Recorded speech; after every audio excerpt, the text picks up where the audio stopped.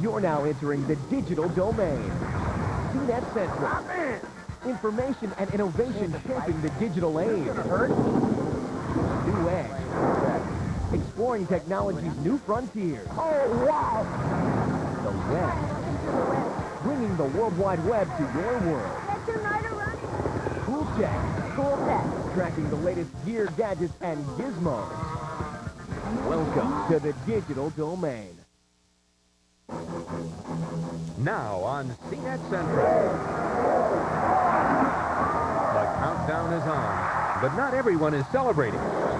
Many are trying to beat the clock before the millennial meltdown. The banks are going to close and the grocery stores will close, that there won't be any gas to be pumped. They're stocking up and banding together. We feel that you're going to need help. We're all going to need help. And now Washington says the threat is real. We're going to have people without power, without telecommunication, unless a lot more work is done at the local level. What experts say about a potential Y2K disaster and how to protect your home and business right now on a special edition of CNET Central.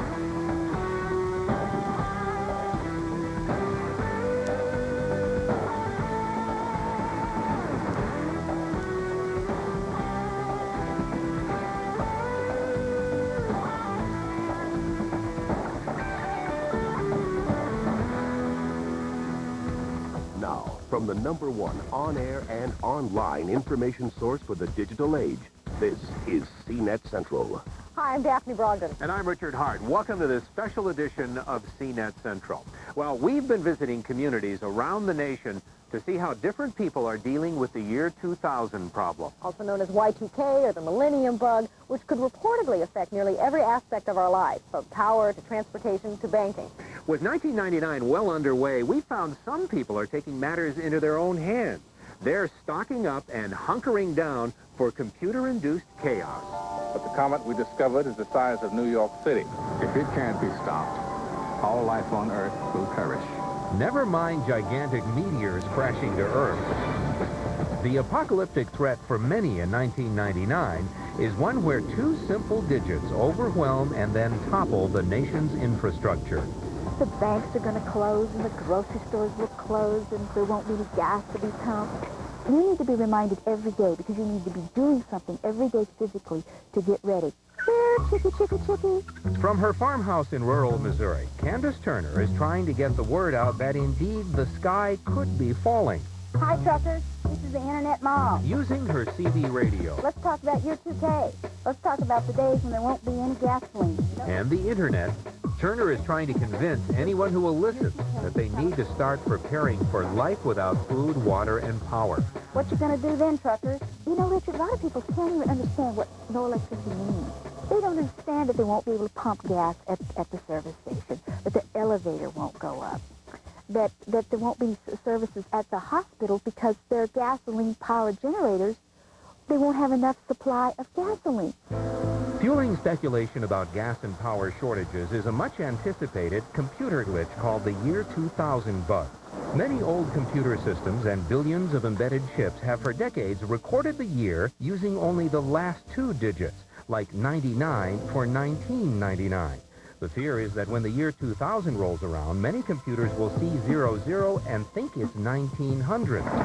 Turner believes the glitch will effectively turn back the hands of time and plunge the nation into chaos. I don't think that things will get back to completely normal for several years. So I want to be able to grow food through the winter of the year 2000, 2001. The Turners are now busy readying themselves for a post-millennial life with few modern comforts. They've started stockpiling dried foods and spices. 50 pounds of thyme. They bought a 6-month supply of medicine and spray vitamins. Tastes good. And Candace is even experimenting with A solar oven. Right. We're drying the banana peppers in there. And you can see it's 125 degrees in there. You don't need any gas or electricity. tucked away in the quiet of the country. The Turners feel fairly safe. But fear that the Y2K bug will result in widespread chaos in cities without basic amenities has many people heading for the hills. If you've got nowhere to hide, Turner is offering a solution. Year 2000 insulated geodesic foam survival domes. I think everybody in America ought to have a dome. Farmers need it because I think they got a lot of friends and relatives that are going to be piling in on them, and they don't want them all in the farmhouse. City folks need them to take with them. They're heated by passive solar power. Candace is using hers as a greenhouse. This is a real floor. Yes, if it wasn't year 2K, I'd put a rug down. But we're not putting rugs in year 2K houses because we're not going to have vacuum cleaners. That's a good point. Candace hopes people will buy the domes to create year 2000 survival community, much as she's trying to do. And if the coming year doesn't result in catastrophe, the Turner family won't have any regrets. Learning to live off the land and away from modern technology has been fun. Oh, Eureka! Oh, this is fun. Well, while some people have decided to pack up and head out of the big cities, hoping to avoid some big calamity, there are others who've decided just to stay put. That's right. A group in Northern California are banding together to try to keep cool in the meltdown that might be coming. Cynthia Brush and Bill Gray hope to be sitting pretty in their Santa Rosa home when and if the millennium bug bites the world. They're not taking any chances. They've started storing food, water, and medicine. They're also preparing for some power outages. You know, you do that for 30 seconds, and you get 30 minutes of play off of it. But the more they learn about the impending computer glitch, the more they worry. This is a real technology problem. It's a real infrastructure problem, and we feel that you're going to need help. We're all going to need help. With less than a year to go, it's clear that not all companies will have solved the problem. The Grays fear the ripple effect will hurt their home business and could even result in a global recession. It doesn't take much. Few of those suppliers can't supply parts. That shuts down the manufacturer. All those jobs gone, and all the connected suppliers gone too. We're looking into whether or not we need to invest in gold. We're looking at what skills we have that we could barter and trade with. To survive the coming century, the Grays decided that they'd better start building new networks with friends and neighbors. Come on in, sit down, we'll start the meeting here. So they started a Y2K community action group. This summarizes our earlier meeting. This has power grid, information about the water, Santa Rosa water supply. The group now meets once a month to share information and ideas. I think everybody thinks They say the overwhelming difficulty has been weeding out the good information from the bad. So what is the biggest fear that you guys have for what will happen in the U.S.? Public utilities. Yep. The power grid goes down, then it makes it real difficult for any of the other problems to get resolved. banking, shipping, telecommunications. You don't do too well without being able to wire money around the world these days. Okay, now what about the people who will watch this show and go, those people have a screw loose? They are just... They might be right. They're Cassandras, you know? The thing is, nobody knows for sure, and that's one of the things about every source that I have researched. Nobody knows for sure how this is going to turn out. No matter what happens come midnight year 2000, the most reliable Y2K debuggers might just be our network of neighbors. When there's a catastrophe, when there's a crisis, people pull together. The water goes. And I think that will bear forth in 2002. I don't know, life without power? I mean, the power grid is my friend. I'd rather not do without. This power station and thousands like it cobwebbed for years. What do you think? I don't know. I'm the bartering skills. I'm thinking, what the heck would I do? Interview people? Well, but both of us know plenty of people are making money off this situation as it is. There are, of course, the Y2K consultants and the booksellers, but hundreds of websites pushing everything from dehydrated foods to the survival dome. I know. Well, there is some truth to hysteria, and we sent Hari Srinivasan to the nation's capital to check out exactly what we should be doing to prepare for the crisis. We'll tell you what to do right after this. Because everyone is at risk, even if the systems appear to be fixed, to having some problems. It's not something the federal government can do. Apartments.com makes moving easier. Your free online rental and relocation solution. Hundreds of thousands of visual listings plus classifieds from the nation's leading newspapers. Photos, floor plans, the moving center, and more. Apartments.com. Start your search today. This sci-fi program is brought to you by the complete line of 1999 Lincoln automobiles. Lincoln, what a luxury car should be. And by IBM. Are you ready for e-business? Where are my stocks? If I don't get those stocks, I'm out of business. Did you check all your stocks? There's no stocks in my stocks. check down by the dock. And it, boss? There's no socks. I've checked every box. There's no box full of socks. Forget about socks. I just saw folks. We got locks. We got frocks. Not frocks, not walks, not locks, just socks. You got your clock? Supply chain problems? IBM has internet solutions. Sure, why my Scots?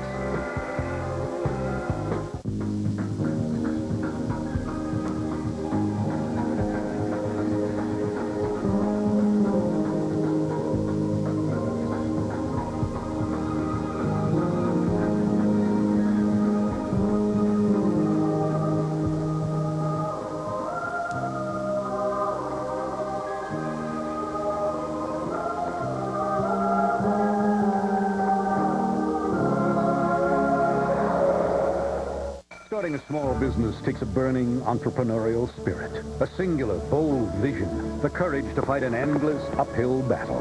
But that's not all you need. Oh, no. We need some furniture. And some curtains would be nice. That's why you need the Visa business card, because Jules sells her furniture like millions of other places. Doesn't take any card from American Express. I love these chairs. And I'm really happy with these window treatments. What? Visa business card. It's everywhere you want to be. He's coming back. This time it's forever. Darkman 2. Tonight at 7 Eastern on Sci-Fi. Phone innovations active. This is Sci-Fi Prime, colonizing Friday nights on Sci-Fi with 4 new original series. Farscape, an intergalactic epic from the Jim Henson Company, and Hallmark Entertainment. Poltergeist, The Legacy, prepare to face the darkness. Sliders, Sci-Fi's biggest hit, takes on new dimensions. First Wave, from Francis Ford Coppola. 4 new reasons to leave reality behind. This is Sci-Fi Prime. Friday nights from 7 to 11 Eastern. Only on Sci-Fi.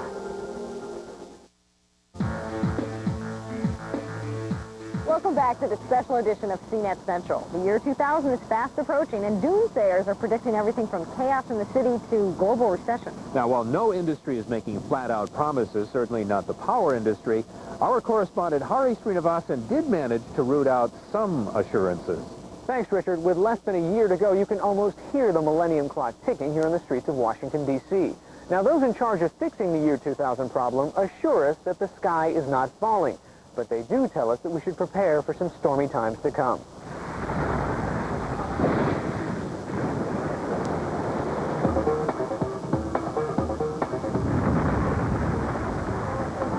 Y2K forecasters agree.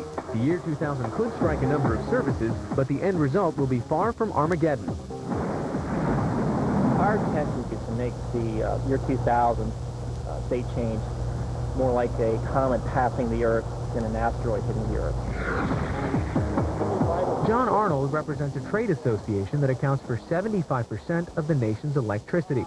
He assures us that the Millennium Bug won't crash the power grid, but could cause some brownouts. You look around, you look at utilities, you look at the poles, you look at the transmission towers, they're mostly metal wires and metal devices. As we go through our Y2K programs, we're not finding many issues. Most of the problems that are being found are nuisance related.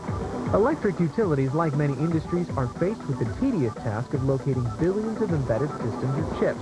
These tiny microprocessors are used to control everything from ATMs to cars to the flow of electricity. Arnold says the motherboard of all battles has been finding the defective ones. The reality is that very few, if any, maybe one of these chips actually have the Y2K issue, and that's corrected through software. Chips with a Y2K issue typically have date-specific functions, meaning they help machines keep track of the day and time. Some fear that when 1999 becomes 2000, many of these systems will fail. But a recent estimate found that only 1 in 100,000 chips actually has a problem. And in most cases, the consequences aren't life-threatening. In the worst-case scenario, you might find yourself stuck in an elevator at the moment of the new year. And if that does happen, the elevators are mostly programmed to go to the basement for maintenance. No industry is guaranteeing anything, but most experts agree we don't need to worry about domestic phone services, getting food from the grocery stores, gas from the gas stations, or cash from our ATMs. In fact, you'll be happy to know that the banking industry is one of the most prepared. But don't bank on a worry-free New Year's just yet. Washington certainly isn't. John Koskinen is the Y2K czar for the federal government. At this point, I don't think, as I say, there's any reason for people to abandon their neighborhoods and their jobs and take off with the hills. And on the other hand, we have some agencies, a small number, that have still significant challenges. Among the agencies most challenged are the Department of Transportation, Energy, and Defense. The first thing to stress to everyone is that weapons won't go off automatically on their own if there's a problem. They will default in the non-functioning position. From the standpoint of the average citizen, I think it's unlikely, although you never can count on it, that we're going to have a major war going on because everybody else's systems have the same challenges and the problems. Another complicated problem is air travel. The bottom line is no matter what happens, there aren't going to be planes dropping out of the sky. But think hard about your international travel plans. In some cases, I think the State Department will find that it's probably not advisable to fly for a little while into some developing areas of the world if they can't provide assurances that they fix their traffic systems in their airports. A recent estimate found that 23% of companies throughout the world had not even started year 2000 efforts. Federal economists say this shouldn't result in a global recession, but could seriously destabilize some businesses. If there are any widespread disruption of services, Costin is not worried about the big businesses because they already have contingency plans. What he's scared of are the small businesses that aren't even thinking about Y2K yet. Those are the places that are going to stay in the dark. A recent power outage in San Francisco gave everyone a preview of what the year 2000 could be like. Power's out San Francisco, all the way to Monterey, apparently. Human error and a failed backup plan forced many businesses to shut down. The beginning of the blackout starts about here. I think we're going to have a lot of small, bad storms. We're going to have people in localities with no power or with difficult telephone services or even water problems. That will affect them locally. It won't be a national problem, but the national event will be a whole series of these in smaller to medium-sized communities, which is why we're encouraging every county executive, every city mayor, or every city manager to take action while there's still time. Experts warn that you should not hoard food or money or gas like they did in the 70s during the oil crisis, or else Y2K will become a self-fulfilling prophecy. However, they do advise we take a few simple precautions. For example, the Federal Reserve recommends that every family have $500 extra cash on hand. The Gartner Group says it might be a good idea to photocopy all recent bills and bank statements. And many agree a little extra supply of food, water, and medicine might be a good idea, too. Again, just as a precaution. Well, sort of like what you do when you live in earthquake country. Which we know very well. Yes.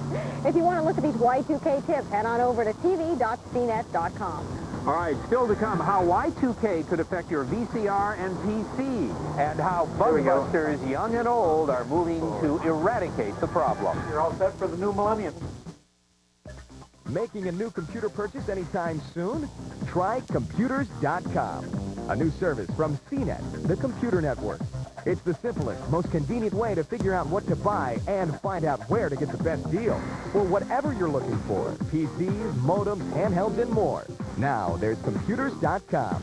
From the same people bringing you the #1 computing sites on the web, Computers.com.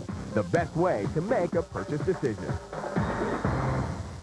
Colonization active. This is Sci-Fi Prime, colonizing Friday nights on Sci-Fi with 4 new original series. Farscape, an intergalactic epic from the Jim Henson Company, and Hallmark Entertainment. Poltergeist, The Legacy, prepare to face the darkness. Sliders, Sci-Fi's biggest hit, takes on new dimensions. First Wave, from Francis Ford Coppola. 4 new reasons to leave reality behind. This is Sci-Fi Prime. Friday nights from 7 to 11 Eastern. Only on Sci-Fi. What will it take to build this company? To get ready for prime time on the web. How can we do everything a little faster? Okay, a lot faster. When you're looking for answers, more CIOs, more webmasters, more people, look to Compact than to any other computer company in the world. Limits? What limits? Compact. Better answers.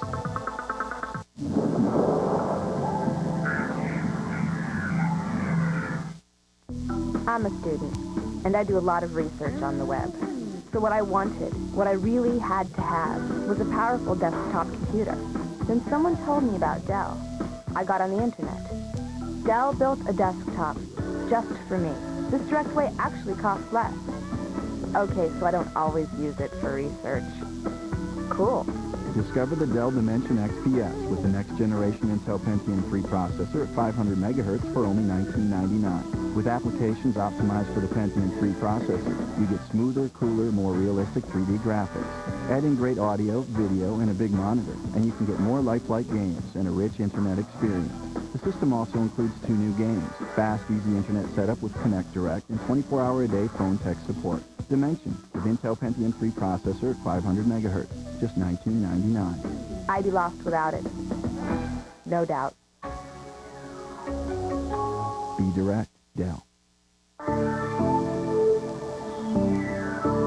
there, I want to talk to you about ducks. This is an emergency, I need to find out about a woman. God, Mother, is that you? Your dream girl. Tuckles, not Buttle. Tuttle, his name's Buttle. There must be some mistake. We're all in this together, kid. From the director of 12 Monkeys and Time Bandits, Brazil. Tonight at 9 Eastern on Sci-Fi.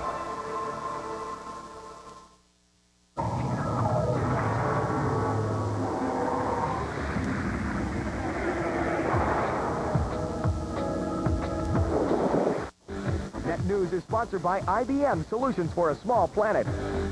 Federal agencies had to face up to Congress's Y2K deadlines this week. Wednesday was D-Day for governmental agencies to have all their mission-critical computer systems millennium ready.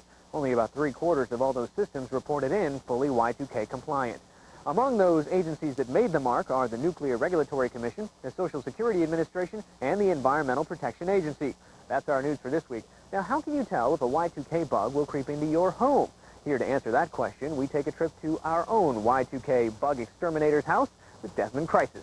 So what could go wrong in your home when the millennium strikes? Well, here's where it all starts. Most of your appliances have a microprocessor in them somewhere, and some of those processors are smart enough to tell the time, like the one in your coffee maker or the one in your microwave oven. But generally, they're only clocks. They don't necessarily care what date or year it is to function, so the rollover is pretty much insignificant. But what about your VCR? Now, that's something that definitely has an embedded clock chip in it that does time and date. Will you be able to program it to record the Rose Parade in the year 2000? That all depends on how old your VCR actually is. If you have one of these older units from, say, 86 or 87, you could have a little bit of trouble with the clock chip because generally they don't go that far on these older units. If you have a new one now, they're mostly Y2K compliant. Now, there's one appliance in every home that can't be overlooked, and that's your personal computer. Now, as a general rule, if you got your computer after 1996 with Windows, you're going to be just fine. Don't worry about it, with a couple of minor exceptions, like the system clock may read the wrong date. Now, if you have an earlier machine, like pre-1996, there is some risk of losing data, and there's some work you'll have to do to it. First, we recommend backing up your files. This is something you should be doing anyway, but just in case, copy them onto some floppy disks. Secondly, call your PC's manufacturer or check their website to see if your system is Y2K ready. If it's not, don't panic. Many PC makers have Y2K patches available for download from their website. If you're someone who owns a Macintosh, well, there's nothing to worry about because all Macintoshes are already Y2K compatible. Mac users can rest easy. Now, that covers your system, but what about the applications you run on it? Things like Quicken and your spreadsheets should be just fine if you bought them recently. Now, if they're older than 96, you may want to check with the software manufacturer. Now, with most of the stuff we've covered, if it's that old, you probably need to replace it anyway, especially if your VCR is from the mid-80s. VCR from the 80s, that's like still having an 8-track. Coming up next, how 2 generations are trying to take the sting out of Y2K. Very successful fix there, huh? Another successful fix.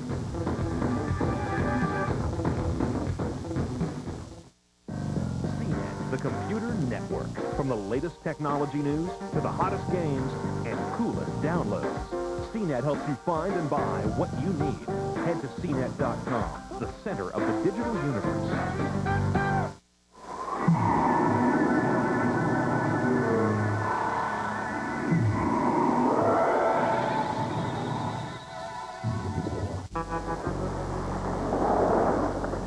Why did you drag me out here? $4 a square foot is why I dragged you out here. Sure, it's $4 a square foot. We're in the middle of nowhere. We're not in the middle of nowhere. How'd you get here? Airport. Yeah, airport, highway, telephone. Internet. Internet.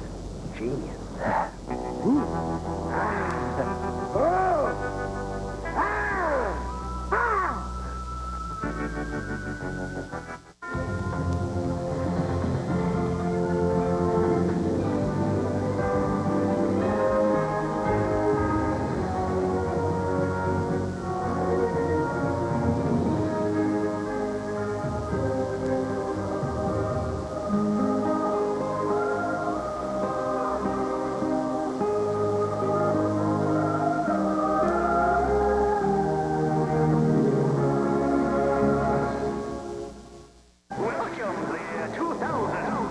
Enter the future. Not everything turned out like we hoped.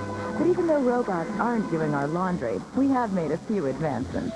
Today, almost anything you could want is right at your fingertips. Log on to the SciFi store now, and you'll find one of the world's biggest and best collections of sci-fi gifts, toys, apparel, and more.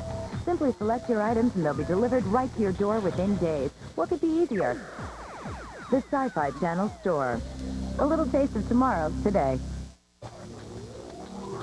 I want tiny robots to clean up after me. Television in my eyelids.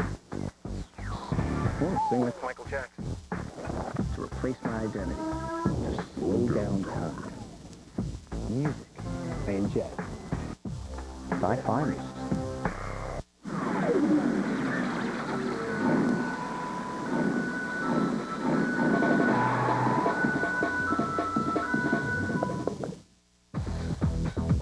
A recent Gallup poll found that 75% of small businesses have done nothing to prepare for the year 2000. Well, the fact is, many small companies and nonprofits just don't have the money or the technical expertise. But a whole new crop of bug busters, young and old, are working hard to eradicate that problem for those who really need it. This homeless shelter depends on vital statistics that are increasingly being computerized. The more we serve, the more money we apply for is the bottom line, and we have to keep these statistics in order to justify us being here. So the shelter has to safeguard against Y2K. That's where the bug busters come in. Armed with Millennium software fixes, the team scouts out bugs. There we go. Then squashes them. Wonderful. This select gang of students is from a special high-tech high school in Napa, California. All right, let's turn it into the year 2000 then. The kids have been training after school to save their community from Y2K. Dashing forward. Bugbusters, yeah. And to get themselves some real-world expertise. Well, that's even gives us B's. A, it's great on your resume. B, you get experience. And C, you might end up with a great job out of it. So tell me why did you get involved in this group? I would be really ashamed if all the nonprofits got ignored and like all the businesses had enough money to fix their problems, but the nonprofits, like the homeless shelter, if they just fell by the wayside. Well, it makes sense that people who came of age during the computer age can help people with the Y2K problem. There is another group of people who are doing the same work, but with a different style. Hey, hi, Bill. Long time no see. We're here to see what we can do. Retired computer executive Bill Payson is sending fellow retired techies out to small businesses. This is the one that we're concerned about. To beat Y2K. These older fellows, people near my age, that grew up during World War II, we understand what a gigantic catastrophe looks like, and we're quite used to the ideas of, put down your plow and pick up your musket and come to the aid of your country. On his website, PC Data Check, Payson lists the names of 10,000 Y2K experts ready to work. Everybody is over 50. We have one gentleman who's 92. We have a problem with your buyouts here. Today, these seniors are helping a Silicon Valley business. Very successful fix there, huh? Another successful fix. High-tech companies say they're not interested in recruiting retired people because they don't like them. But we do, and we love them. You're all set for the new millennium now. And they love us because it's the chance for them to make some good money. If you'd like any more information about the Y2K SWAT team or any of the Y2K issues we've talked about, come to our website at tv.cnet.com. So, Richard, what do you think is going to happen in 2000? Well, I don't think the infrastructure or the economy is going to collapse, as some people There have might be some suggested. headaches, though, right? There will be, and I'll admit, costly headaches, but just that. And if there are any problems, we always have our dome. That's right. I'm Richard Hart. I'm Daphne Brogdon. Thanks for tuning in and logging on. Hi, I'm Ryan Seacrest. Up next on The New Edge, we'll take you for a death-defying glide across sheer ice as we check out the extreme sport du jour, ice surfing, next on The New Edge.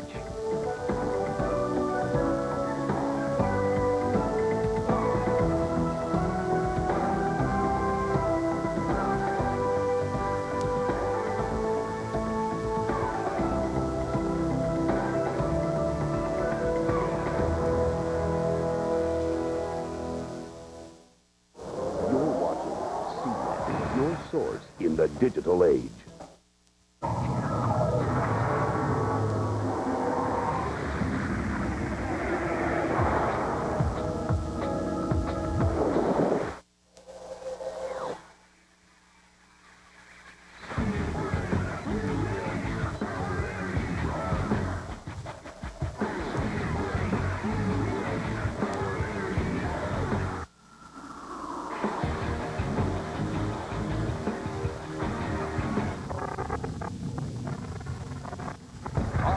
new Edge. It's almost a spiritual feeling when you get out there and it's just everything's working. If you think windsurfing is cool, wait till you get a load of ice surfing. It's downright freezing. Then, find out just how smart Wilbur and Orville were as NASA recreates the Wright Flyer. Next, an ingenious new method of cleaning up toxic waste. It's a mixture of things that haven't been quite used before. Finally, now you can experience the Terminator yourself. You're back. It's all right here on the New Edge.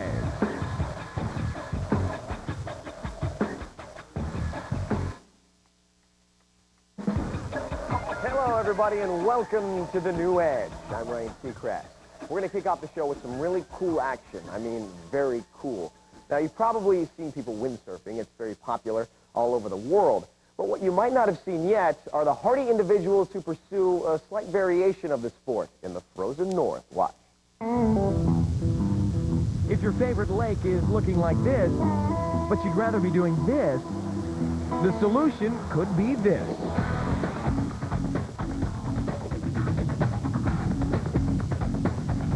It's called ice surfing. It's somewhere between windsurfing and ice boating, and just might be coming to a frozen lake near you. It's a really harmonious feeling that you can get when you get out there and the equipment that you've made all of a sudden starts to work. Rob Evans is a veteran designer and builder of ice surfers, having built some 50 craft. He also happens to be a world champion of the sport. I remember about 15 years ago I was out on Lake Minnetonka and I all of a sudden saw a windsurfing sail go whizzing by on the ice, and never seen that before. So my friend and I chased him down and stopped the guy, and he had a very crude board. We were immediately impressed with what he had and said, hey, we can do that too. As yet, there are no commercially produced ice surfing boards, so if you want to hit the ice, you'll have to make your own. The first board I built was just a piece of plywood, and we took some old plumbing parts that were laying around the basement, and we bolted those to the plywood, and then bolted skis onto the plumbing parts. Up to this point, the boards have only been able to go in a straight line, but that's changing. The latest prototype, built with partner Steve Cool, is called the Tourney Board. We were always thinking, how can we make these things turn? The deck of the board is in two pieces. The aft piece of the deck is solid. It's supported by the aluminum structure. It's a very stable, high-speed platform. But when you want to turn, you step up onto the front piece of the deck. When the deck tilts, it pulls the blade to one side. In the search for optimum performance, ice surfers are constantly trying to match their blades to the ever-changing ice conditions. Earlier this morning, this was hard, and that's why I had my hard ice blades on. But look what's happening now is the sun is warming up the surface. It's getting slushy. All of a sudden, these blades are digging into the slush. The solution to that is something that we call slush runners. You can see the surface of this blade is a lot wider. Watch when I place the thing onto the slushy surface.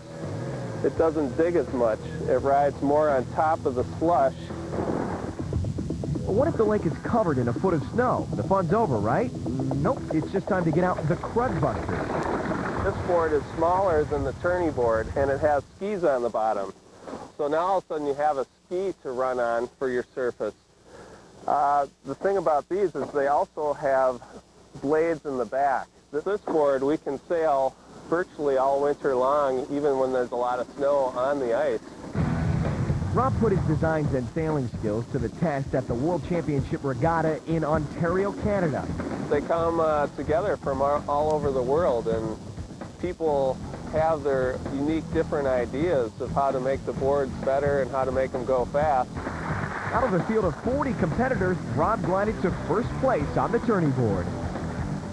A big advantage we had is our turning mechanism, because we could start, get the thing going, and then do a couple quick tacks, whereas a lot of these guys had to stop their board, get off it, turn it to tack, and we never saw them again. So it was a beautiful thing.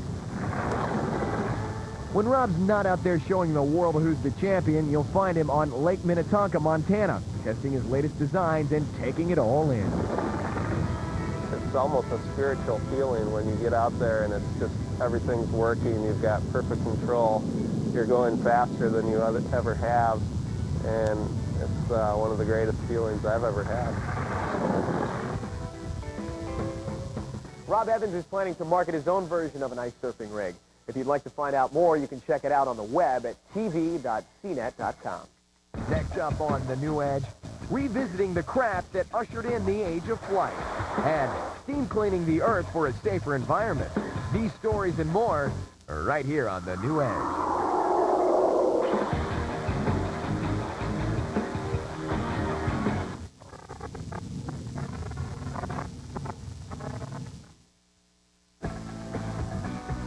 SciDirect.com, the answer to your software needs. Comprehensive reviews, software solutions, and fast delivery. Buy smart, buy fast, buy direct.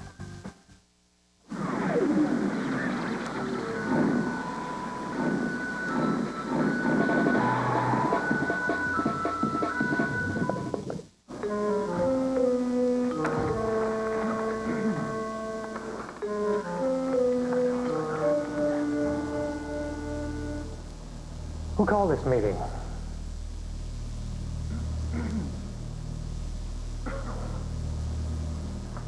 I'm out of here.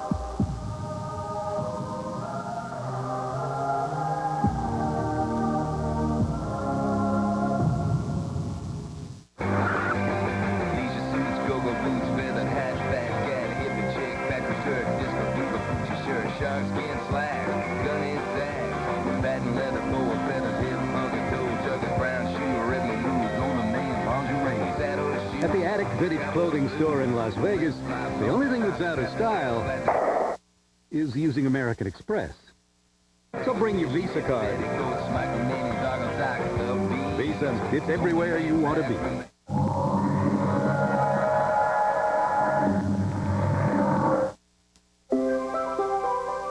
Two different worlds. A paper world, a digital world. Worlds that didn't always work together, until now. The Xerox Document Center. The digital copier printer with so many possibilities, we put it in a video. The Document Center talks to any computer on your network. Stay at your desk and have it print, copy, collate, staple, even fax, without getting up. Let the Document Center know what to do, and it shows you everything is fine. You can scan a page and see it on your screen. Now make a change, email it to George. Then on to Sally, who prints it out. Your free video also shows how the Xerox Document Center has built-in internet access, so it responds to a print or fax command from anywhere in the world. And since it's modular and upgradable, you only buy what you need. Call for your free video now. What's digital? What's paper? What's the difference? He's coming back. This time it's forever. Darkman 2, tonight at 7 Eastern on SciFi.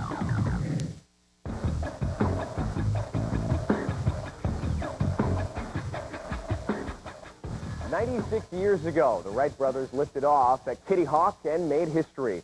Now, in preparation of the 100th anniversary, a team of aerospace engineers have gotten together and built an exact replica using the original blueprints of the Wright Flyer to find out how it flew, why it flew, and take a look at its stability and control.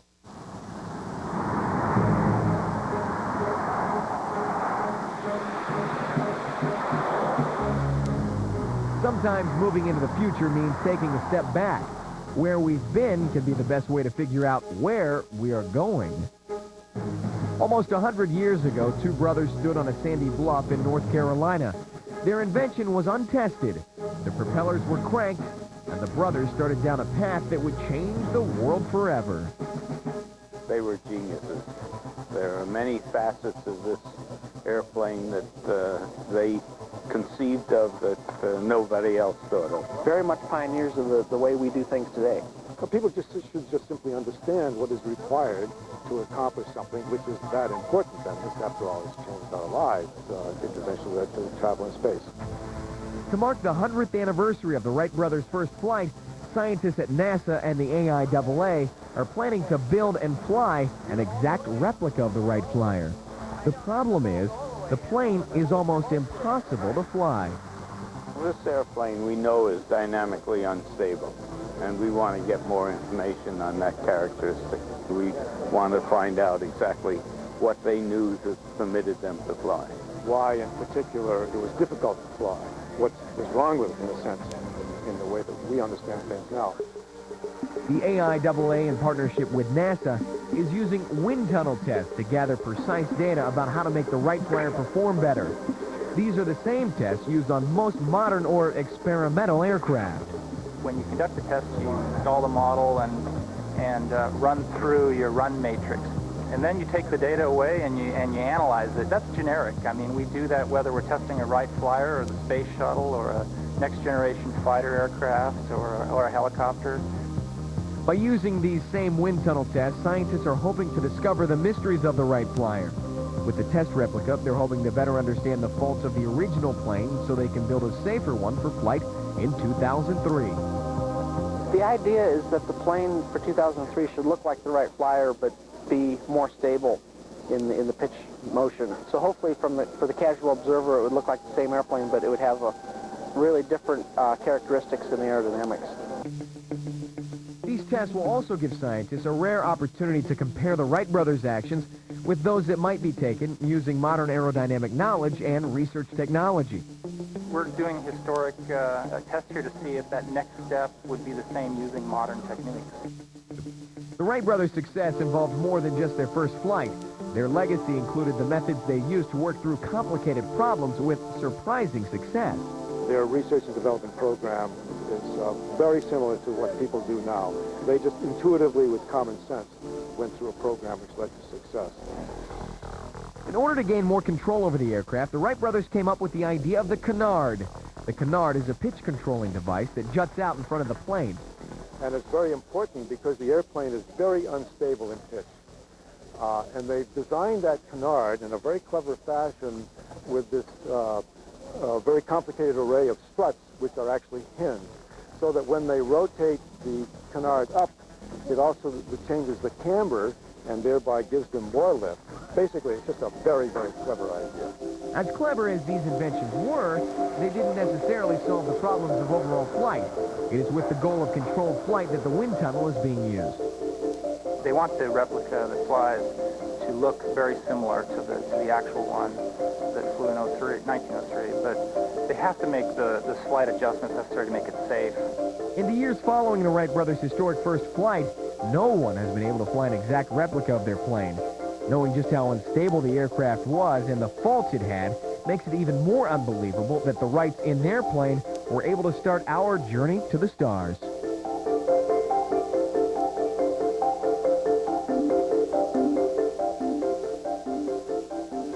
With the data gathered in the wind tunnel, scientists and aerospace engineers hope to build an exact replica that will actually fly. The date of the scheduled flight, December 17th, 2003, 100 years after the world first got its wings. Coming up on The New Edge, helping the land breathe a little easier. And I'll be back with the Terminator ride, just ahead on The New Edge.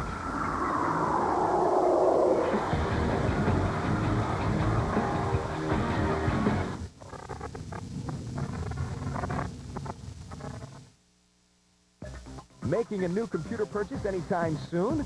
Try Computers.com, a new service from CNET, the computer network. It's the simplest, most convenient way to figure out what to buy and find out where to get the best deal for whatever you're looking for. PCs, modems, handhelds, and more. Now, there's Computers.com, from the same people bringing you the #1 computing sites on the web. Computers.com, the best way to make a purchase decision. This is Maxwell Middle School. It sits next to the desert on the outskirts of town in Tucson, Arizona. The kids who go here are not well-to-do. They come from hard-working families. What's unusual about this school is that teachers have tried for years to get a job here. Why? Because Maxwell Middle School is using technology in a whole new way. 400 computers networked together for 600 kids means every classroom and every class and every child is using technology. And you know what? It's interesting. Kids who didn't like learning are suddenly liking it. And teachers who've been looking for a way to reach kids are succeeding. Technology is a tool. Software is a tool. When you give kids tools, you give them choices. And that's the best reason we can imagine to make software.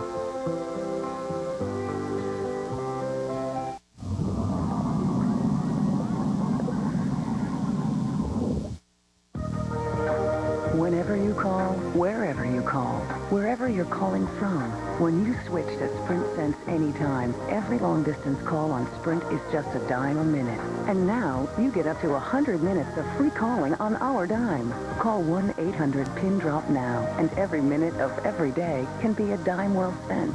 Your calls from home, your calling card calls. Even calls to your personal 800 number are now just a dime a minute with Sprint Sense Anytime. Come live in a world created around you, where calls on the road cost the same as calls from home, and having a personal 800 number means collect calls are a thing of the past. Call 1-800-PIN-DROP for dime-a-minute calls 24 hours a day, 7 days a week, even on calling card calls, too. Switch to Sprint Sense Anytime now, and you'll also get up to 100 minutes absolutely free. 1-800-PIN-DROP. Sprint. Ahead.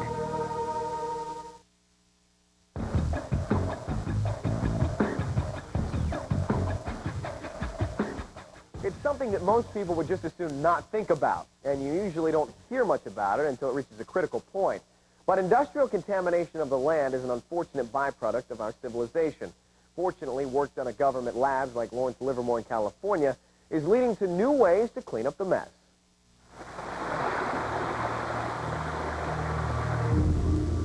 Where does your drinking water come from? Could pollution in the ground turn your kitchen faucet from this to this? Millions of gallons of toxic chemicals have seeped through the soil and entered our groundwater. Using conventional cleaning methods, it could take centuries to fully decontaminate just one plot of polluted land. The traditional way of dealing with a site like this is called pump and treat. You pump the contaminated water to the surface and treat it.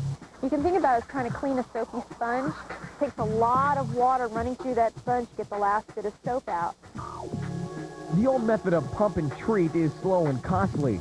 Now scientists from the Lawrence Livermore National Laboratory have developed a new, highly effective way of removing toxic waste from the earth. Dynamic underground stripping can turn a job that would have taken 100 years into one that will only take a few months. The idea is you go to a site that has contamination in the ground. You want to surround that source area with injection wells and have some central extraction wells. You start injecting steam into those peripheral wells. Where the steam is, it's hot, water is boiling, the contaminants are boiling, and it's also pushing the groundwater. Meanwhile, you're pumping that groundwater out of the center of the donut. Dynamic underground stripping is revolutionary. Left alone, chemicals in the groundwater pose an extreme health risk. Just one drop can pollute thousands of gallons of water. The Southern California Edison plant in Visalia, California had to be closed when they discovered that over 50,000 gallons of a chemical called creosote had leaked into the soil, entered the groundwater, and made the site unsafe. Giving up the old pump and treat, engineers from Edison and Steam Tech Environmental began drilling 11 thermal injection wells around the chemical mass. Each well injected 200,000 pounds of steam per hour into the soil. The heat and pressure of the steam pushed the toxic blob toward the extraction wells, which sucked the toxins out. When you're doing a process this rapid, it's really important to know where you are while you're doing it. You want to know the areas that you've hit, areas that are heated, and the areas that you've missed. Because if you leave a bunch of contamination in the ground, it's still going to pose a problem.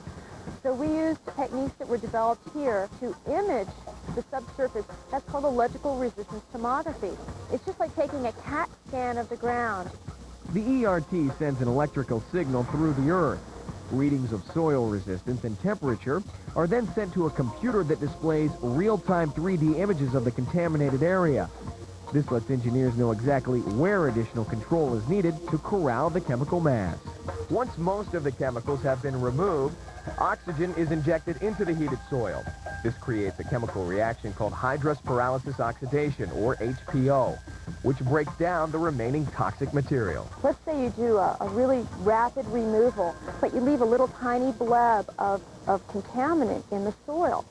Well, eventually that's going to leach out and get into the groundwater.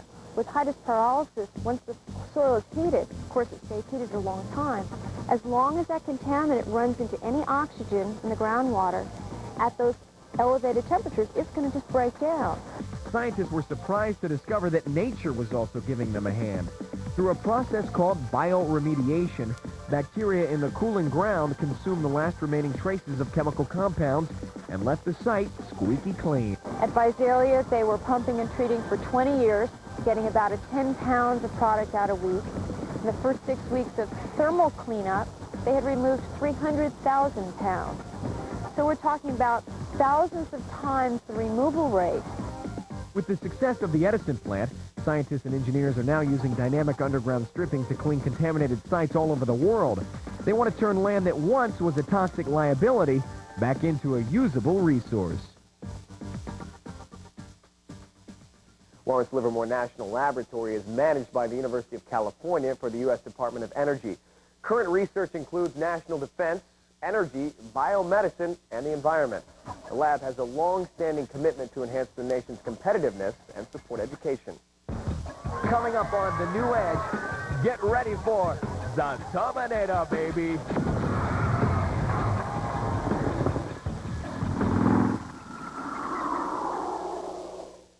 So what's that price going to be with the monitor? So this isn't the most recent price. Where would I see that at exactly? Uh-huh.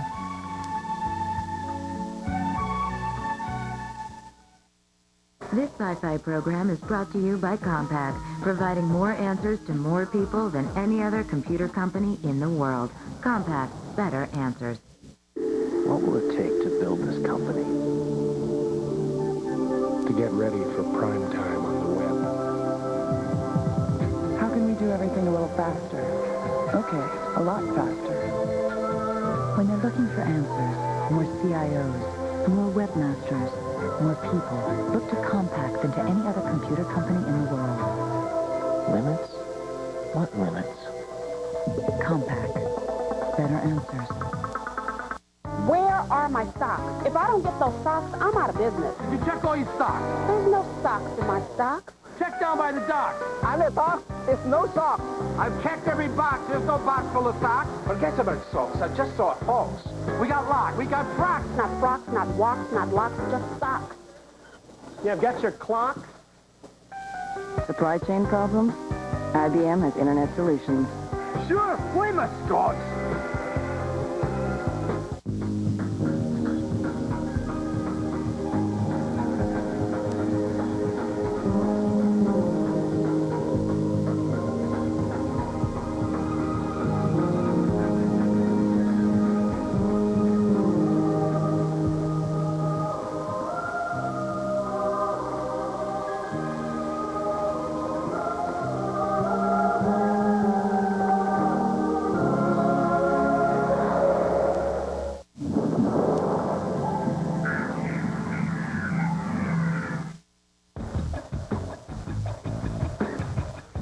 Now everyone knows that James Cameron directed the Oscar-winning movie Titanic. But did you know that he also directed Terminator 2 with Arnold Schwarzenegger? Now they've taken Terminator 2 and turned it into a virtual adventure ride unlike any other. Check it out. We are back. It's starting all over. The Terminator is back. And this time he's so real, you can almost reach out and touch him. It's a mixture of things that haven't been quite used before. This kind of use of film together with live performers together with robots and special effects is new. Terminator 2 3D is a 12-minute film-based ride that picks up where the Terminator 2 movie left off. Look out! Combining 3D imaging, digital effects, live action, and special effects, this first-of-its-kind virtual adventure utilizes state-of-the-art technology to create an all-inclusive 3D experience. The idea is to use all your senses. It's not just sight and sound, but there are tactile things that happen to you. You'll get pieces of shattered T-1000 liquid metal on you. You'll get engulfed in huge explosions and smoke and steam. The world will shake and your seat world will drop out from under you, and all kinds of physical stuff that keeps you on your toes. So we actually have characters jumping into the screen, coming back out of the screen, and we're trying to break down that barrier between the audience and the events in the picture.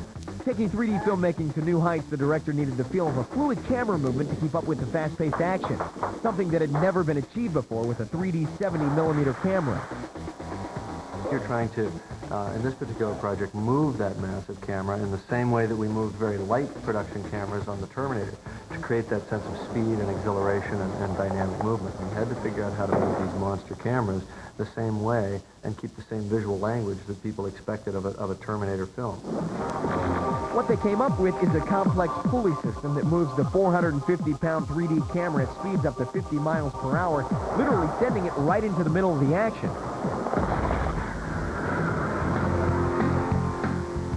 Once completed, the film is projected onto three 23 by 50-foot screens, with the projection system consisting of 3 sets of twin interlock 70mm projectors, creating the largest 3D installation in the world.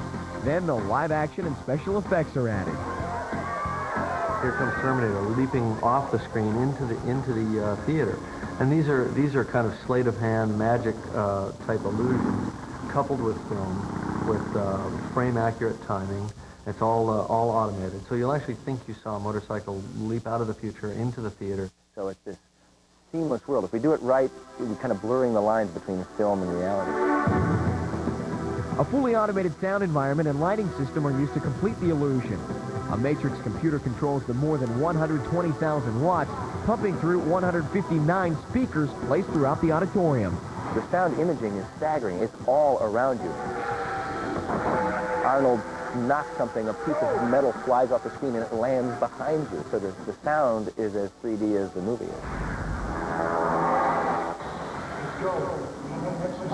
We have computer-controlled lights that have to follow the actors and light them in very precise pockets of light without sending any reflections up onto the screen. This is beyond what you see in your local six-plex. So for now, you have to visit Universal Studios to see T2 3D. But in the future, this technology just might transform your local Cineplex into the next virtual world. We're trying to raise the stakes. We're trying to push the theme park world to a place it's never gone before. Set the bar a little higher for the experiences you can get in this world.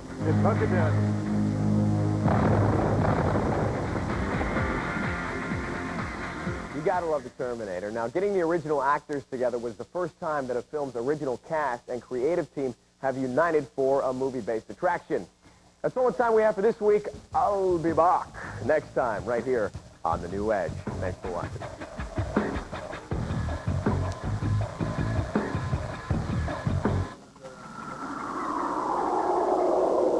Hi, I'm Sophie Formica. Up next on the web, billions of dollars exchange hands each year as gambling sites explode on the internet.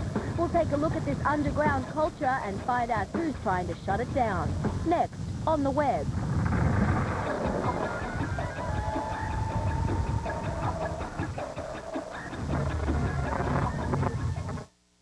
Connect with Sci-Fi Entertainment Magazine, the only magazine from the world's only network dedicated to science fiction. Escape into a world of infinite possibilities. Discover the secrets of Hollywood's top movie makers.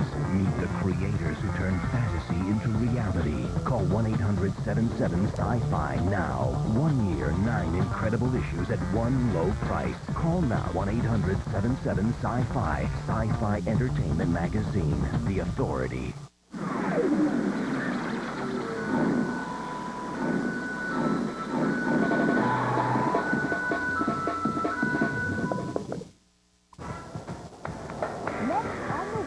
lot easier to turn on your computer than it is to drive to Vegas. Hardcore gamblers ante up online. Will the government call in their chips? Why should any country have anything to say on what happens on a server outside its borders? Plus, This will be my greatest victory. scheming teens bet on a schoolmate's virtue. Cruel intentions are just part of the high school game. You don't stand a chance. And take a peek inside my new apartment. Feng Shui experts advise mirrors and more for perfect chi. We need an oval mirror. It's all coming up on the web.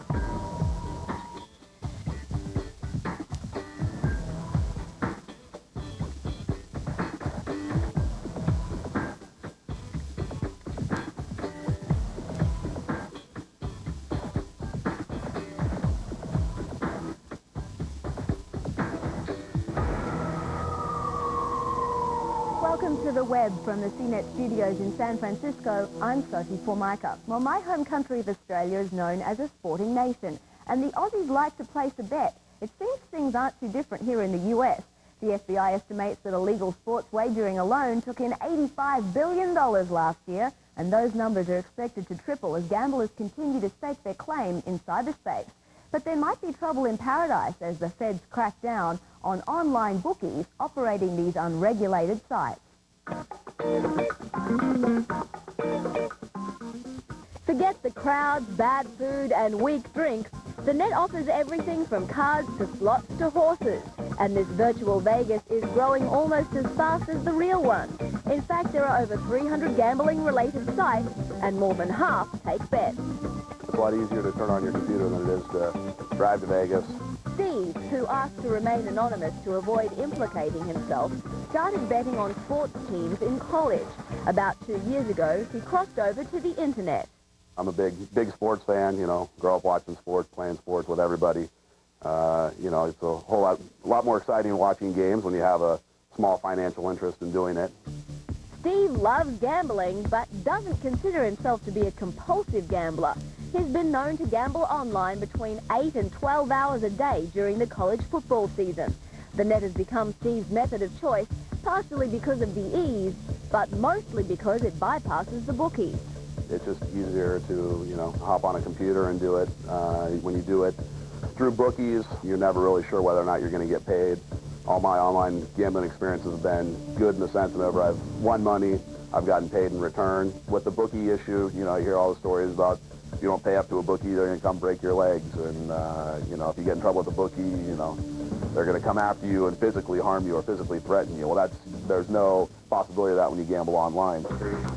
Republican Senator John Kyle is trying to put an end to online gambling. He sponsored the Internet Gambling Prohibition Act. While most states have anti-gambling laws and federal laws cover bets made over the phone lines, these laws were written before the creation of the Internet. Senator Kyle wants to close any loopholes by specifically outlawing the use of the Internet for gambling. The act would hold both the site operator and the gambler liable. And it is not my intention to regulate the Internet. You couldn't regulate it even if you tried. If activity is illegal, if you do it in your own home or if you do it in the corner bar, or if you do it over the telephone or with the telegraph, it also ought to be illegal on the Internet. There's no difference. Steve assumes what he's doing is illegal, but he isn't too concerned about getting caught. In fact, he says it's part of the intrigue. It's hard to justify busting somebody that bets $50 a game occasionally. You'd figure they'd take down the big boy first. They'd take down whichever company is running it. Obviously, you know what they're trying to do, and then it'd dwindle down from that. From there, but I think with the number of people that are doing it, it's going to be hard to get everybody. While Senator Kyle's plan is ambitious, it may not be enforceable. Most of the actual betting is done through sites located in parts of the world where gambling is legal and where the U.S. has no jurisdiction. Why should any country have anything to say on what happens on a server outside its borders? Jay Cohen started the World Sports Exchange in Antigua over 3 years ago. Recently, he and 13 net gambling operators were charged with conspiring to illegally transmit bets over the phone line. Cohen maintains that sites like his offer gamblers a legitimate alternative to coercive casino tactics. And it's also nice because when people turn off their computers and say, I've had enough, they walk away. They don't have to walk past slot machines and blackjack tables. And we don't serve them free drinks that can lead to distorted judgment. But critics like Senator Kyle don't see Cohen's actions as quite so benevolent. He's concerned that the ease and anonymity of the internet will only compound the issue of problem gambling. We already have over 4 million people in our society addicted to gambling. This is a horrible strain on their families, on their work, on our society generally. So this is not an activity without consequences. If you're a compulsive gambler, you're a compulsive gambler. We didn't make you a compulsive gambler. We, as a matter of fact, offer a link to Gamblers Anonymous on every page of our site. I don't see that at the liquor store when you go down to buy your state lottery tickets. If internet betting is outlawed, the effect on people's gambling habits remains uncertain. But if the popularity of gambling is any indication, gamblers will find a way to cash in on their winning hunch, whether it's above board or not. For now, Jeff Cohen of the World Sports Exchange has no plans to re-enter the United States and face a potential prison sentence of 5 years and fines of up to $250,000. If you find you're spending a lot of time gambling online, we have some resources for you. Check out tv.cnet.com for more information. Coming up, teenagers can be oh so cruel that they haven't lost their charm in this updated classic. Introduce her to your world of sex, drugs, and what else do you do? If you're going to gamble and you can access it from the net at your house, it's got to be a danger to somebody that's obsessed with it. No more than the casinos are. To someone who's actively trying to overcome their addiction to gambling, I can see that's a threat. I'm opposed to gambling pretty much under any form, so I would definitely be opposed to online gambling. Insider Tips, your guide to exploring all the Internet has to offer. Just watch. These days, more people are turning to their computers to shop online. There's just one last online shopping hassle to beat, though. Typing in your information every time you make a purchase. Well, with AOL, you don't have to. It's as easy as hitting a button, and it's more secure. Just enter your information once in AOL's Quick Checkout, and you're on your way. All your information is stored safely and securely using state-of-the-art technology. So the next time you're ordering on AOL, click on the Quick Checkout button, choose a password, enter your credit card and shipping information, and you're done. You can also include several credit cards or shipping addresses for shopping convenience. Then whenever you shop, just click on the Quick Checkout icon and enter your password. It's like having your own private express lane. To find out more about this insider tip or others to make your online experience easier, come to tv.cnet.com or America Online, keyword CNET. This sci-fi program is brought to you by the complete line of 1999 Lincoln automobiles. Lincoln, what a luxury car should be. And by IBM. Are you ready for e-business? Why did you drag me out here? $4 a square foot is why I dragged you out here. Sure, it's $4 a square foot. We're in the middle of nowhere. We're not in the middle of nowhere. How'd you get here? Airport. Yeah, airport, highway, telephone. Internet. Internet. Genius.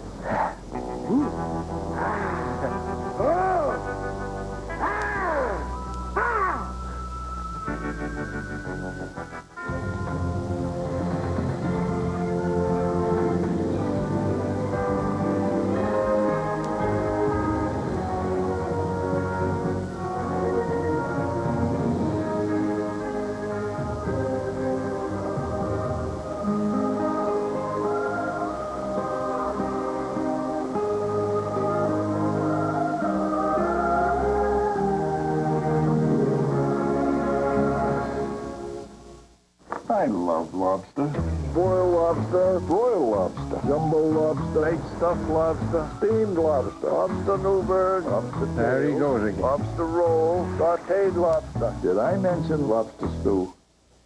Boiled The Cook's Lobster House off the coast of Maine. They'll give you lobster just about any way you want it. But bring your Visa card, because you won't get a bite using American Express. Sir, any suggestions? There's boiled lobster. Visa, it's everywhere you want to be. I want to design my own pet. I want to understand what insects are found. I want college courses that come in a pill. I want liquid clothing. Personal force field. Invent world. Sci-fi me. Enter Internet 101 is sponsored by IBM, Solutions for a Small Planet. Back in the 80s, discount brokerage firms brought a new wave of investors into the market. Now the Internet is drawing people into the world of high finance with online trading, usually at a fraction of the cost of the full-service brokerage firms. So how do you get in step with Wall Street? CNET's Hari Srinivasan gets bullish. There are a host of reasons why people have turned to the Internet to execute stock market trades. But everything has a downside, so consider both the pros and cons before you invest online. Once you decide to invest online, you'll need to choose an online broker. Lower-priced brokers charge as little as $7 a trade, but may not offer many extras. Mid to high-end brokers offer research, health features, and 24/7 phone service, but you'll definitely pay more per trade, so weigh price and service carefully before you choose. To open your account, fill out and submit the online form. Then send your broker some money to fund the account. You've set up an account. Now you're ready to start trading, right? Wrong. You're in a pretty good place to start researching. Now, on the Internet, you can find a pretty good deal of information about publicly traded companies, but you might want to try some old-fashioned methods to really get the full story. Try the money you're investing section of a local newspaper, and try business magazines, because more often than not, they'll give you a brief story online, and they'll make you buy the magazines if you want all the details. Or, if you want to really head out of the house and investigate one particular company in detail, try heading to the public library, because there you can find published annual reports, something you won't often see on the Internet. Once you know which stock you want, it's time to place your order. A buy order places a request to purchase stock. A sell order asks to sell stock. Fill in the number of shares you want to buy or sell. After you've filled out your order, your broker can phone you with notification of the transaction. Or you can also verify the transaction by checking your account portfolio online. To track how your shares are doing, pick a financial website as your start page. You'll access your portfolio's performance every time you open your browser, and you can access it again just by hitting the home button. Harry, I like the idea of having some financial control over my investments, but I still have issues with the financial transaction online. Right, you're not alone in that feeling. I mean, if you're thinking about trading online, you should get some security software for your computer. Well, that way only you have access to your portfolio. Anything Exactly. else? Well, brush up on your trading lingo, because there are a lot of terms out there that you need to understand before you exercise your first trade. And after all your efforts, realize that there's no guarantee that you're going to get rich. Even brokers and their clients make mistakes. They also make a lot of money too. Sure. So be prepared and be cautious. Thanks, Hari. We have a special topic center for the beginning investor. You'll find it through our website at tv.cnet.com. Coming up, We're going to burn these colorful papers. create an inviting atmosphere for your home or garden with the Chinese art of feng shui.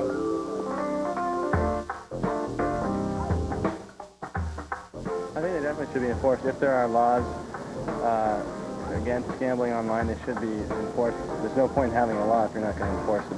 Yes, I do. If the state is not legal for gambling, then it shouldn't be where they're, be able to get on the Internet the same way. Definitely.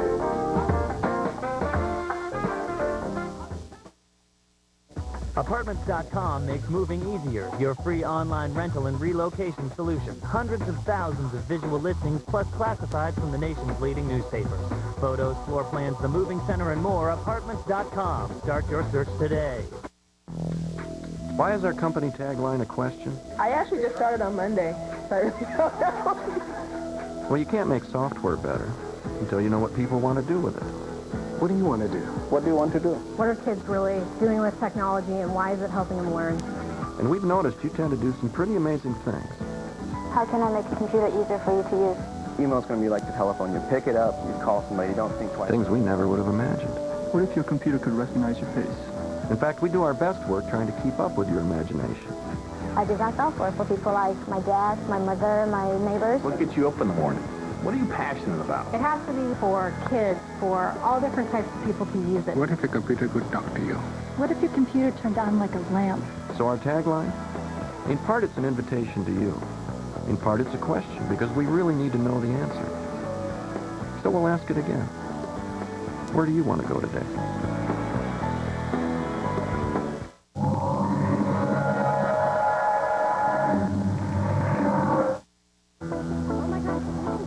I know. Yeah, I know. And now I have to know. Like, God, I am going to be there.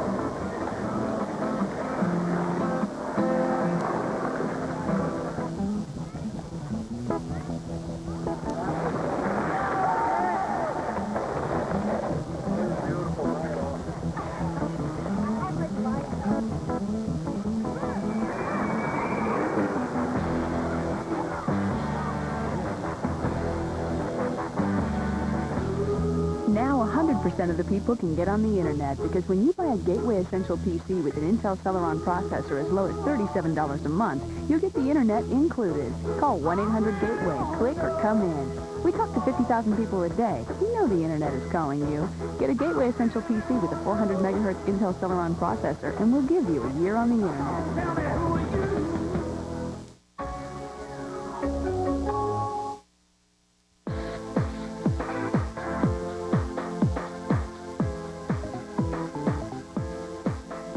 From Clueless to Varsity Blues, teen movies are hot. The latest entry, Cruel Intentions, features Sarah Michelle Gellar, better known as Buffy the Vampire Slayer, as a wealthy teen whose favorite pastime is plotting and scheming.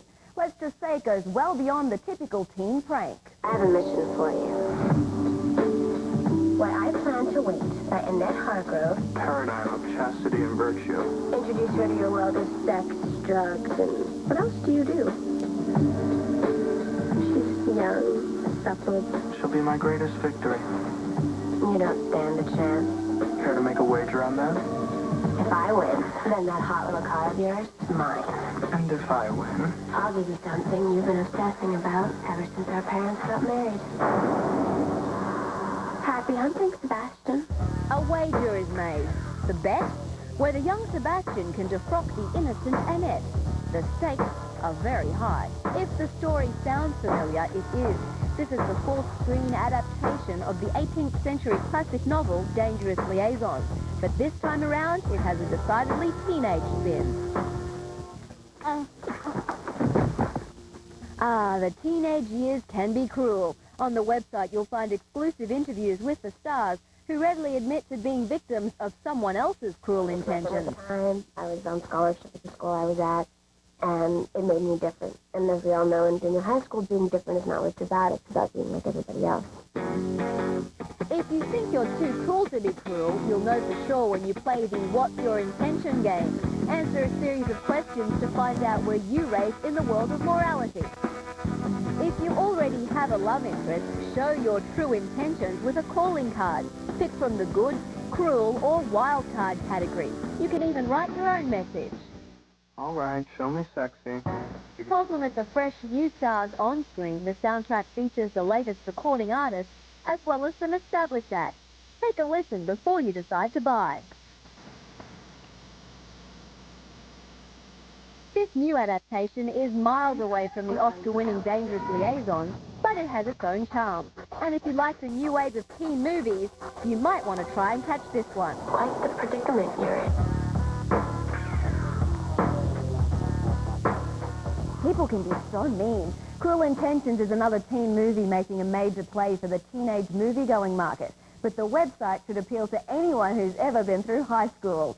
Now for an appealing yet unusual look at the weirder side of cyberspace, here's Daphne Brogdon with this week's Digital Dish. Thanks, Sophie. Oh, wow, you are not going to believe this. I woke up in a hotel room in Mexico, and I had a bandage, and one of my kidneys was gone. Yeah, how did you know that? That's right, because we've all been sent the same hoaxes. Now, those of you who love to forward these helpful missives, we're on to you. There are websites that are tracking this clutter. So, sorry, that petition you sent off will not say public broadcasting. Oh, and that dying kid who wants to live forever by having his chain letter circulated eternally on the net. Look, it's a hoax. And even if it wasn't, I've got 3 little words to say to that kid. Plant a tree. Oh, I'm sorry. Did I say chain letters? I meant chain mail. There are a plethora of pages hawking chain mail quotes, and some have links. There are bikini tops, so you might think like a lead balloon. Then, of course, what young modern doesn't want a chain mail G-string? It says you might want to wear something on underneath. Yeah. And no well-dressed damsel should be seen without a chainmail headpiece. I was wondering what to wear when the Knights of the Round Table came over tonight.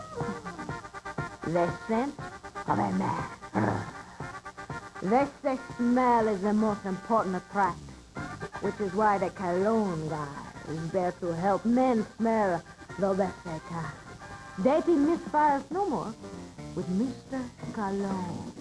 He is a certified fragrance specialist and gives you the lowdown on the how-tos of how to smell muy bueno. What better place to check out a scent than on the web? That's it for this week's Digital Dish. If there's a site that you'd like to see featured, send it to me at dish@cnet.com. Get online and talk to us. This week, the web would like to know, should adoption records be available online? Cast your vote at talktous@cnet.com. And now for recent CNET poll results. 73% believe the internet could be used to stalk someone. 27% feel that stalkers could not harass someone over the net. Thanks for your vote. News.com, your source for tech news first. More news, better coverage, faster delivery, all for free. News.com, another service from CNET, the computer network.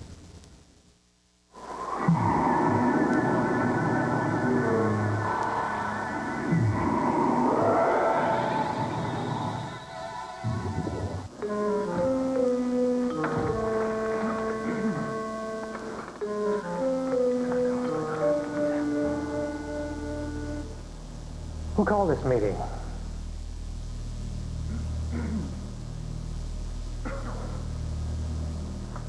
I'm out of here.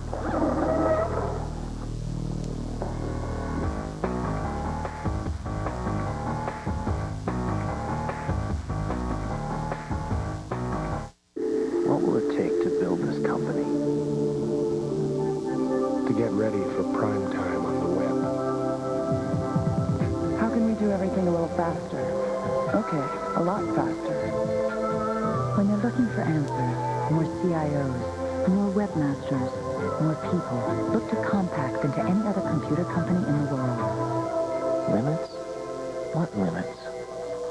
Compaq. Better answers.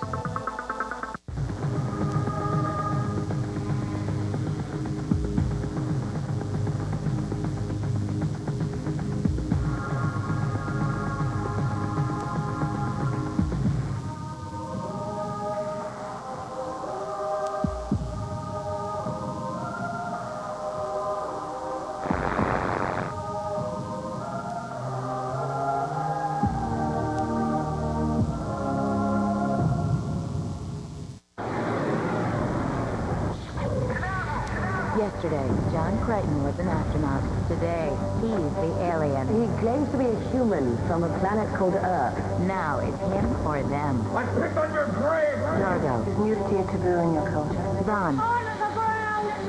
And Aaron's son. Tomorrow, John must adapt or die.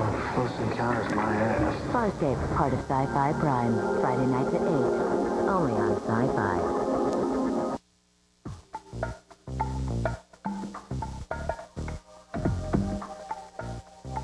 It may be the latest trend in interior design, but the Chinese art of feng shui is ancient, going back thousands of years to the 4th century BC.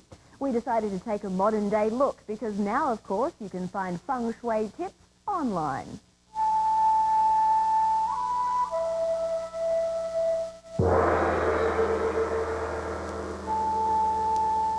For thousands of years, Chinese culture has venerated the spatial relationship between humans and the environment, believing that qi, or energy, flows in harmony between people and the physical world around them. Today, this ancient practice called feng shui has developed into a marriage of art and science, based on the idea that our surroundings affect our emotions, health, relationships, and work. Let's say you walk into your home, you open the door, there's a wall maybe 3 feet away. You have to turn left or right. Over time, that gives you a conditioning that you're blocked, and that will show up in your life. Barry Gordon has a degree in physics, but a near-death experience in Vietnam led him on a different and more spiritual path. After much study on the subject, Barry now practices the art of feng shui consulting throughout the world. Well, this is a beautiful spot, and they placed this pagoda in a perfect spot, feng shui-wise. There's a hill behind it, right? So that puts that pagoda in what's called the commanding position. The commanding position is a principle that goes all through feng shui, not just in the natural environment, but in your home and in your office also. The way that you place yourself so that you're able to receive all of the energy, work with it in a creative way. A Applying feng shui principles, it is believed, will attract health, wealth, and qi in our lives by properly balancing our energy with our surroundings. With all this emphasis on the natural and the environment, it may seem unusual that the internet has become an important resource for those hoping to learn about feng shui. The internet has been really an amazing tool and has virtually helped to make feng shui a household word. James and Helen Jay are feng shui practitioners and teachers who sponsor yearly trips to China. Their website has allowed them to grow their business and consult with people worldwide. We did one where a person was in Greece and they emailed their floor plan and we looked it over and made some suggestions, emailed it back, and then we got some really positive feedback that the changes really helped. So does feng shui really work? It was time to find out. James and Helen agreed to do a consultation in my new San Francisco apartment. But first, we needed to perform a ceremony that would bless our endeavors. And since you're just moving into this location, we're going to burn these colorful papers as a way of bringing new energy and clearing out old energy. In feng shui, there's usually a solution for bad energy. Blank walls, hang a mirror. And in feng shui, it's seen as more beneficial to walk into an open space that sort of welcomes you in, opens its arms. So there's a very simple feng shui cure, and that is to simply place a nice sized mirror right here, so that when you open the door, you have a sense of expansion rather than a block. Sharp corners soften with a plant. The theory is that somewhere in our subconscious we feel these sharp angles and sharp pointing things in our environment. Here we have another mirror situation. All in all, I got some interesting advice and reassurance that my new apartment reflects pretty good balance, feng shui-wise. The home and the landscaping around it has got a lot of energy to it, and I think it's going to be a very beneficial place for you to stay in. From the arrangement of your furniture to the landscaping of your garden, traditional feng shui insists that everything is connected. Using technology to incorporate the magic and ritual of such ancient wisdom, says James Jay, is just good cheese. I think that the internet brings a dimension into feng shui that would be missing when it's passed down from teacher to student over many years, because you bring in different cultures. The internet is sort of a representation of the flow of information between us. Now, there may be some people who write off feng shui as just superstition, but a lot of the suggestions I received actually made sense. So yes, I did get a mirror for the hallway, and I put a few more plants in the house, and I'm waiting for the effects to pay off. Maybe I'll win the lottery. Lots of links to anything you've seen on today's show. Just visit our website at tv.cnet.com, and I'll see you next time on the web. Hey, Daphne Brockton here from Cool Tech. Up next, we'll go for a glide in a sailplane. Plus, don't miss our expose on the latest digital gear for music lovers. And video emails takes off. All next on Cool Tech.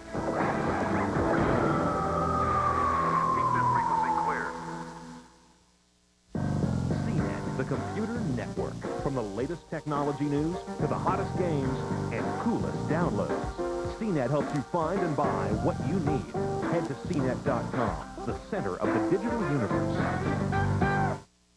Connect with Sci-Fi Entertainment Magazine. Acquire. Analyze.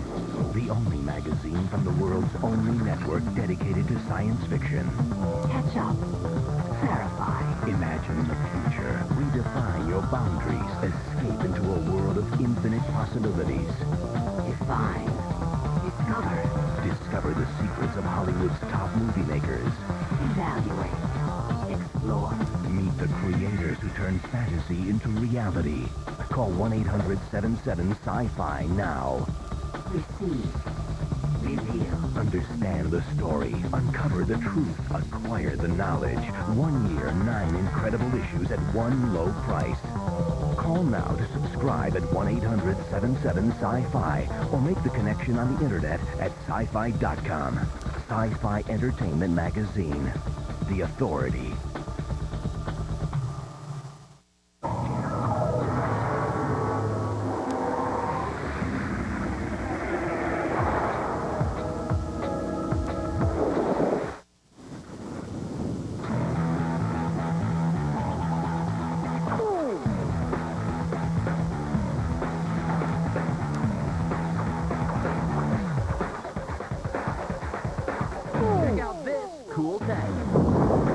go soaring in the newest high-tech glider. There's nothing like this. It just never gets boring.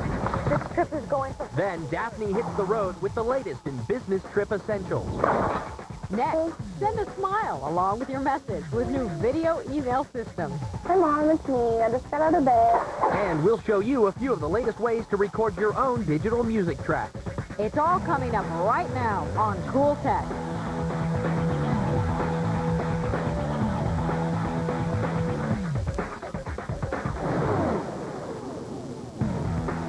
From the CNET studios in San Francisco, I'm Daphne Brogdon. And I'm Desmond Crisis. Welcome to Cool Tech.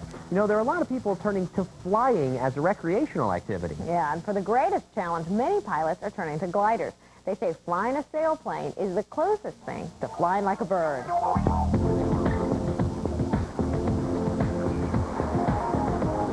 The sport of soaring is to flight what sailing is to boating. The challenge is to use the forces of nature rather than the power of machines. In places like Warner Springs in Southern California, sailplane pilots are taking to the skies to soar like the bird. Aerodynamic gliders have been around for generations, but now new lightweight materials and ultra-sensitive instruments are bringing these sailplanes to new heights. This glider is all fiberglass. When you're going through turbulence, it gives you a real nice ride. And I can demonstrate just how flexible these wings are. I'm kind of just getting them going here a bit. It's a little disconcerting to look at when you're actually in turbulence, but gives you a nice smooth ride. This is the PW5 glider. It's the latest class of gliders. It's a smaller, lighter glider than most of the ones active today in the competition cycles.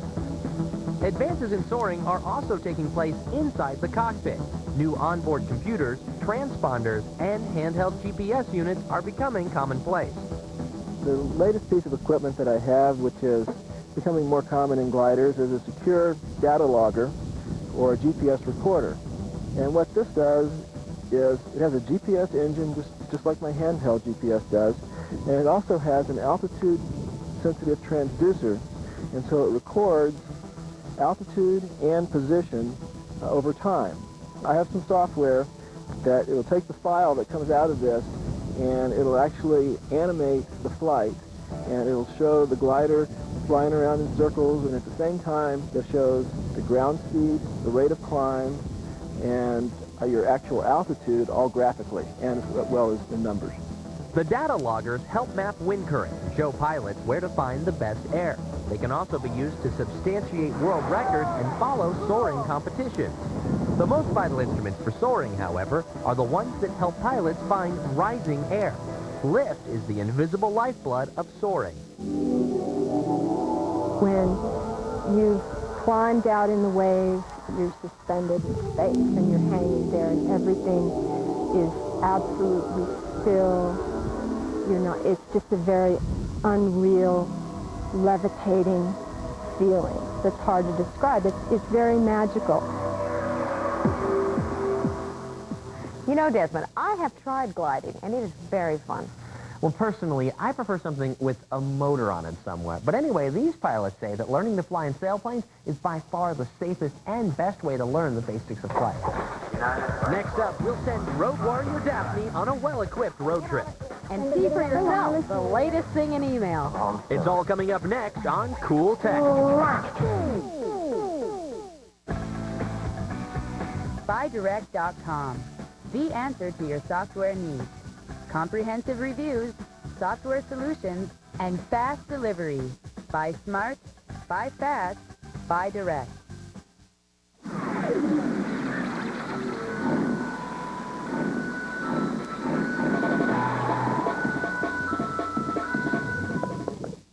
Where are my socks? If I don't get those socks, I'm out of business. Did you check all your stocks? There's no socks in my stocks. Check down by the docks. I'm at box. There's no socks. I've checked every box. There's no box full of socks. Forget about socks. I just saw folks. We got locks. We got frocks. Not frocks, not walks, not locks, just socks. Yeah, get your clocks. Supply chain problems? IBM has Internet Solutions. Sure, flame a Scott. This is Maxwell Middle School. It sits next to the desert on the outskirts of town in Tucson, Arizona. The kids who go here are not well-to-do. They come from hard-working families. What's unusual about this school is that teachers have tried for years to get a job here. Why? Because Maxwell Middle School is using technology in a whole new way. 400 computers networked together for 600 kids means every classroom and every class and every child is using technology. And you know what? It's interesting. Kids who didn't like learning are suddenly liking it. And teachers who've been looking for a way to reach kids are succeeding. Technology is a tool. Software is a tool. When you give kids tools, you give them choices. And that's the best reason we can imagine to make software.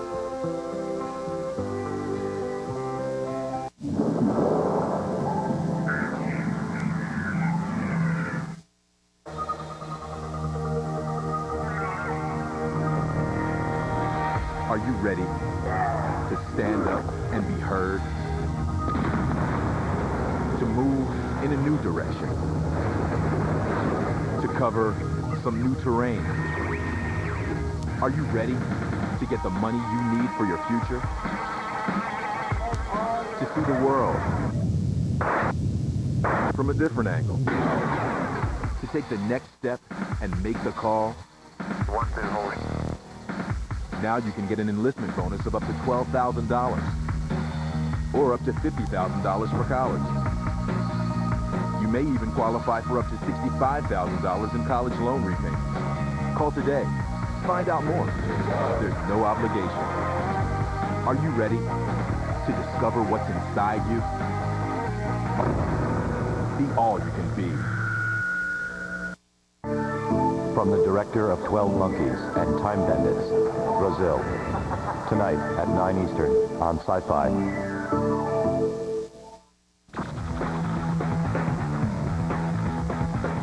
You know, business travel can be really exhausting. That's why I'll do almost anything to get out of going on work-related trips. Like the latest Cool Tech trip to showcase travel items. Well, I got Daphne to go by telling her that it would be first class all the way. Attention. United Flight 1241 finally arrived at gate 72. Oh, my God. That was a flight from hell. There was some kind of mistake. I wasn't in first class. I was in coach. And there was no legroom. And there was this baby crying next to me. Fortunately, I had the travel soother from Sharper Image. I just plugged it in and listened to a kind of a seaside sound. That was nice. I tried the summer night, but it sounded like I was being attacked by a plague of locusts. Anyway, for only $60, you get 4 different sounds, and it can really help you out on a long, noisy flight. You know, one of the hard things about business travel is you gotta lug so much stuff around. Like one of my pet peeves is how my laptop weighs a ton and takes up all the space in my bag. But check this out, the Sony Vaio 505 notebook. It's less than an inch thick, weighs under 3 pounds, has about a 10-inch screen, plus a 266 megahertz Pentium processor, and it goes for about $2,200. So now instead of it being the only thing in my briefcase, it's just one of the things.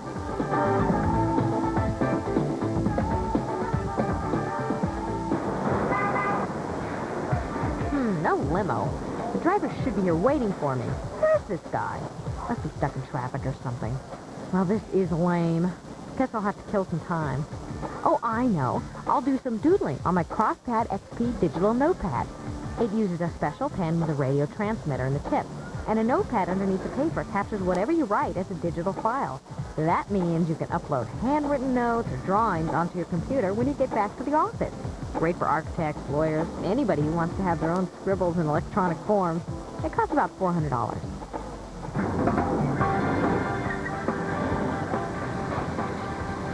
Oh my God. Please tell me that wreck is not my limo. Oh, it can't be. They don't really expect me to ride in that thing, do they? And with that guy? Oh, man. They call this a limo? Whatever, half the deal. Okay, you know when you want to remember something, but you don't have to plug into your laptop or write it down? Well, that's where the Sharper Image Memo Manager comes in. It has 5 different memo pages, and you can record up to an hour of memos. Costs about $150. Note to Cool Tech staff, what's up with the coach fare and the would-be limo? Next time there's a trip out of town, send Desmond. Okay, it's the Royal Carlton, the Royal Palace. Oh, I think this is it. This is it. The one with the flag. I should call work just to double check. Good thing I have the Qualcomm 800 megahertz dual mode phone. Great for travelers because it roams seamlessly between digital and analog cellular networks, which means a lot less likely you'll have an interruption of services. Hi, this is Daphne. Daphne Brogdon, host of Cool Tech. Cool Tech. Forget it. Listen, I have to check on where my hotel is. I believe it's the Royal Palacio, the Royal Motel. Are you sure? Fine. The Royal Motel.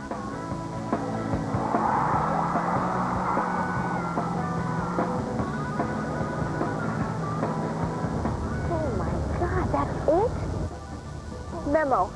This trip is going from bad to worse.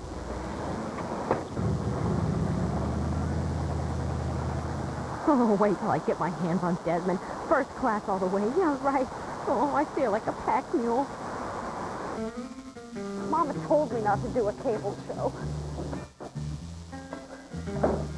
What a dump. First thing I do if I stay in a place like this, which let me tell you is not often, is close the curtains. The second thing I do is get my 4-in-1 security travel mate. It's got a detachable digital alarm clock, which you can put on your bedside table, plus a flashlight if you're looking for the ice machine, and a personal panic button. If you have any problem with the ice machine, just pull this out. You get the picture. The coolest thing, though, is a motion sensor detector. You hang it on a doorknob, and if anybody tries to come in, a god-awful sound goes off. It only costs $25, and it's well worth the price if your company puts you up in a flea bag. This has been the day from hell. Oh, I can't wait to sleep. What is this, a board? Oh, brother. I'm really glad I brought the sharper image and companion with smoke alarm. And for a mere $80, you can get peace of mind in a joint like this. Because even if they have a smoke alarm, I doubt if it works. Good night. Roll over and go to sleep. I saw you checking that blonde out in the parking lot. I wasn't checking no blonde out. Her out with her bag. Who can sleep with noise like that? I'm glad I brought the travel soother. Let's try the babbling brook. I know, but did you see her video?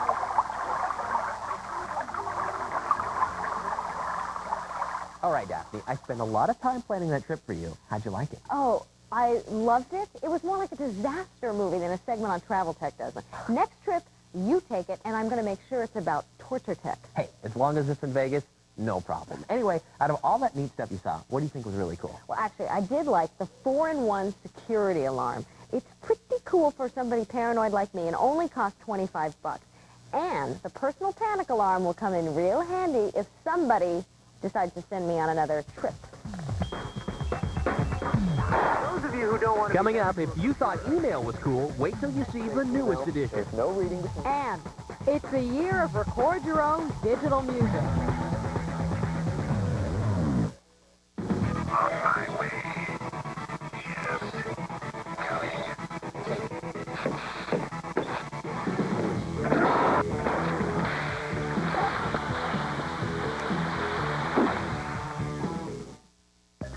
Making a new computer purchase anytime soon?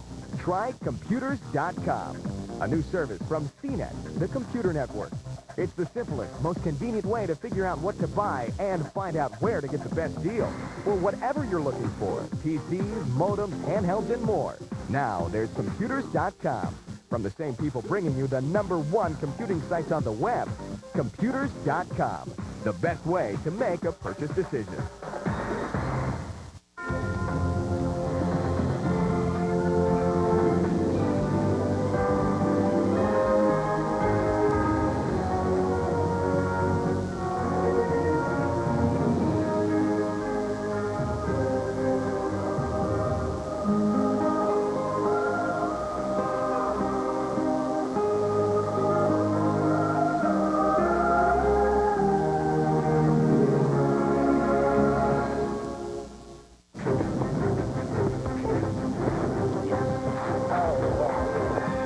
When you come to this year's Triple Crown races, you're bound to hear the same word repeated again and again.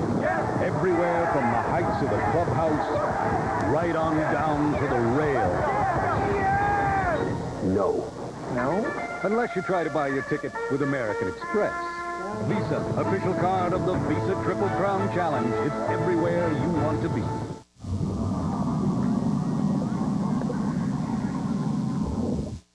I notice you're sitting a little funny. Well, my wallet's pretty thick. I carry a lot of credit cards. Wow, why so many? Well, this one's for work, this one's for emergencies. It's got a really high limit. And all the others I was pre-approved for, so I figured, why not? Replace all those cards with the Bank One Platinum Visa. Transfer the balances of those higher rate cards to our low 3.9% introductory rate, and you'll really save. Wow. And after 6 months, it's an affordable 12.99% fixed annual percentage rate.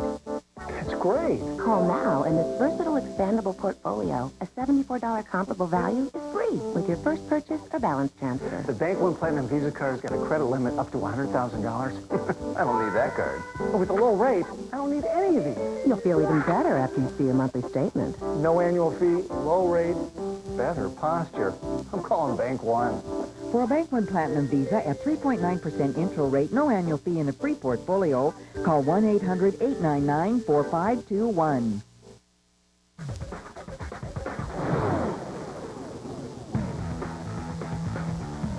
Well, they say a picture is worth 1,000 words. But what about a moving picture with audio? CNET's Hari Srinivasan has the story on how to reach out and smile at someone over the Internet. From the U.S. mail to voicemail to email, there are lots of options when it comes to getting information from one place to another. But none of them delivers a more personal message than the latest option, video email. Hi, Hi, Mommy. I miss you. Come home soon. The Silicon Valley-based Logitech Corporation makes products that help people interact with computers. Now, the company's video email product is allowing people to interact with people. Video mail gives a human factor that you won't have with standard email, which is just text-based. There is a lot of content that you see in the video mail that you can't put in words. When you're smiling, when you're laughing. We miss you, sweetie. Send a video mail soon. Bye-bye. I love getting video mail from my mom. I like being able to see her and see how she's doing. According to a recent survey, 80% of parents with children in college used email to stay in touch. But with video email, unlike text-based email, there's no reading between the lines. Hi, Mom. It's me. I just got out of bed. It's 12:30.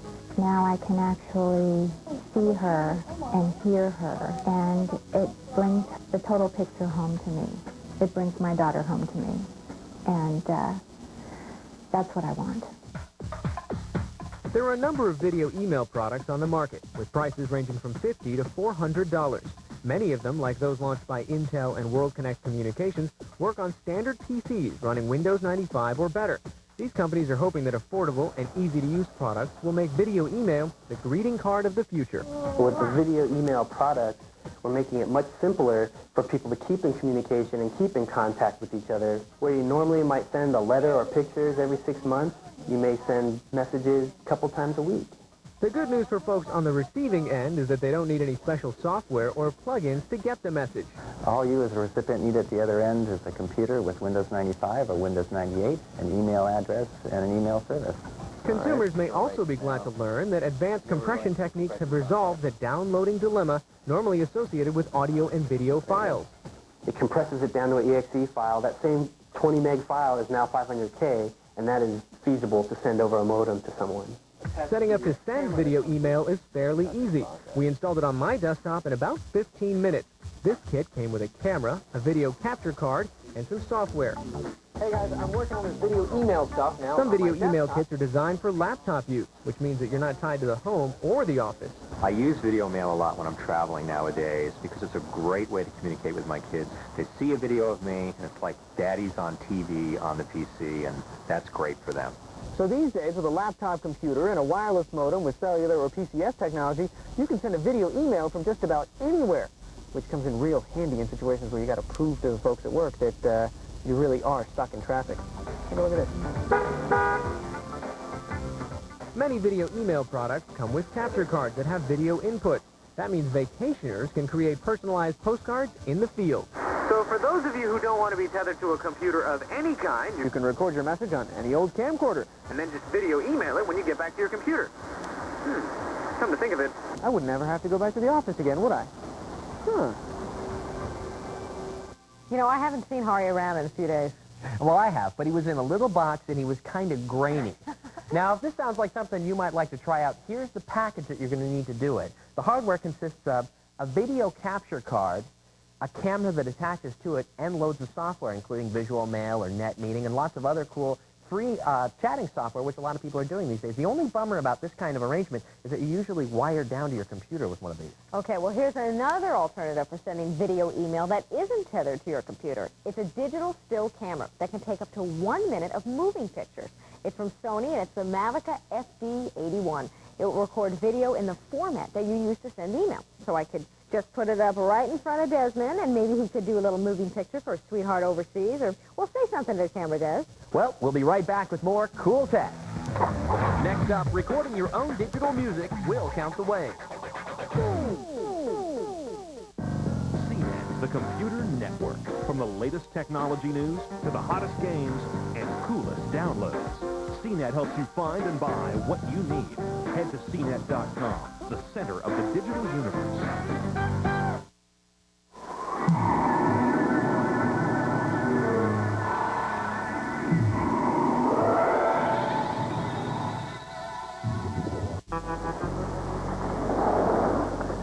Why did you drag me out here?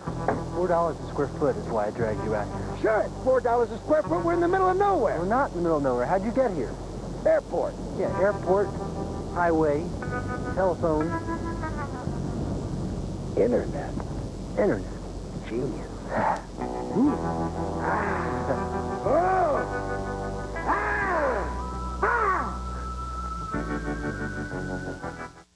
What will it take to build this company? To get ready for prime time on the web. How can we do everything a little faster? Okay, a lot faster. When you're looking for answers, more CIOs, more webmasters, more people, look to Compaq than to any other computer company in the world. Limits? What limits? Compaq. Better answers.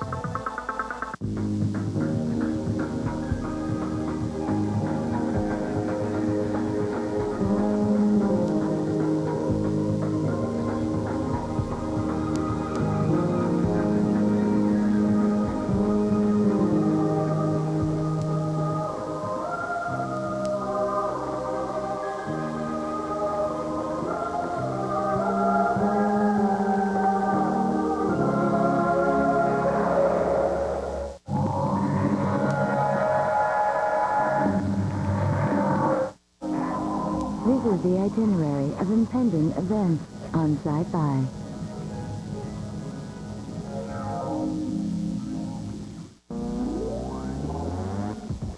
I want a house that fits in my pocket. I want to pick which face to wear today. Talk to my DNA. Gloves that type for me. To work while sleeping.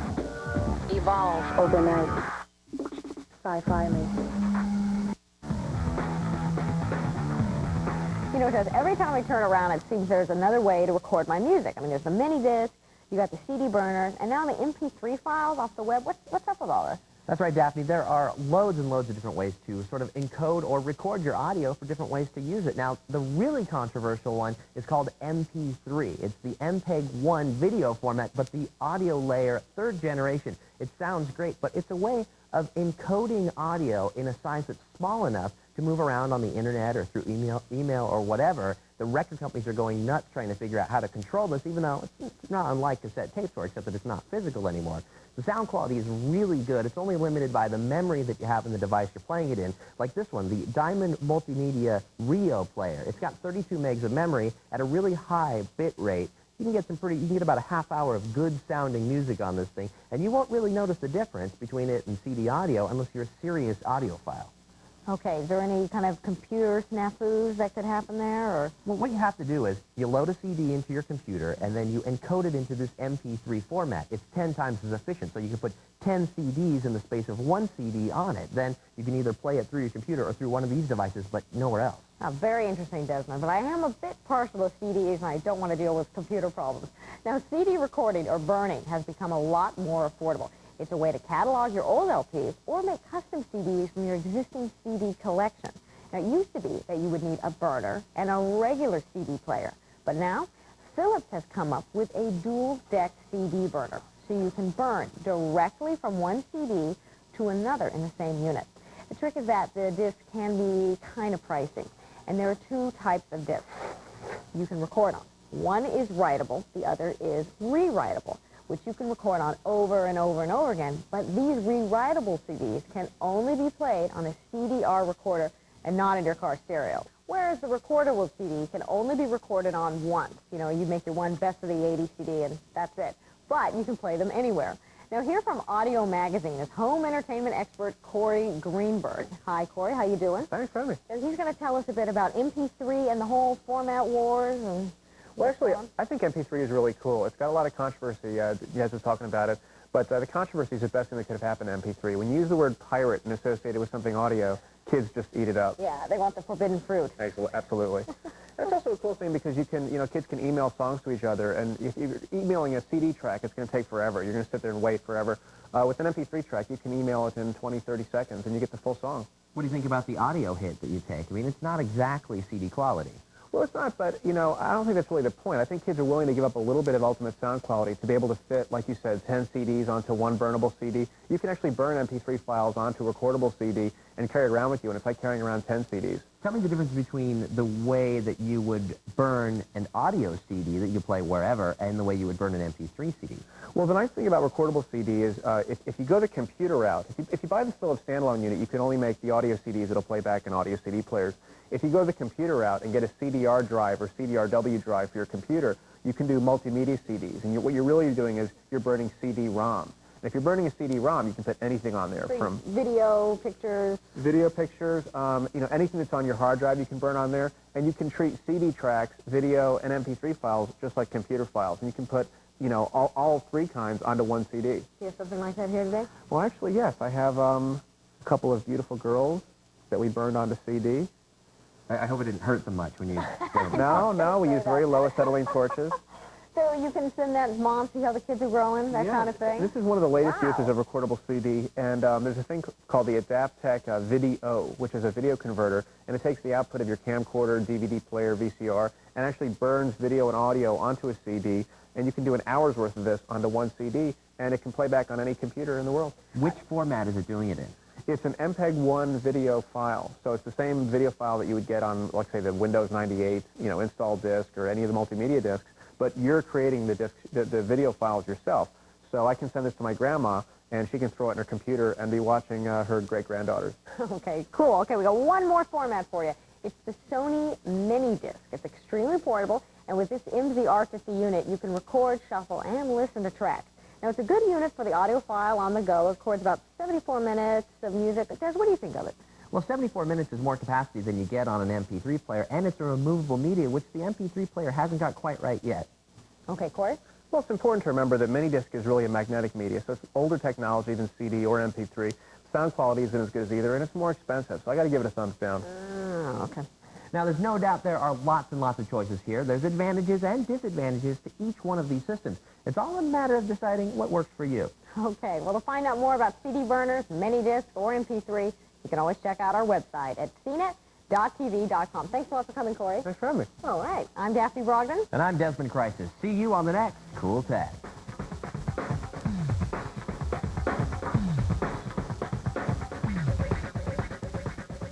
Remain seated. Mystery Science Theater 3000 will begin shortly.